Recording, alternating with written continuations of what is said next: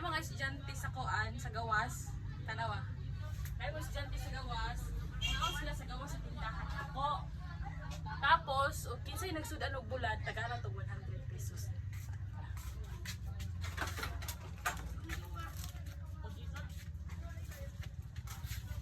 Hoy, andi mo na nga on. Ano sa talin nyo?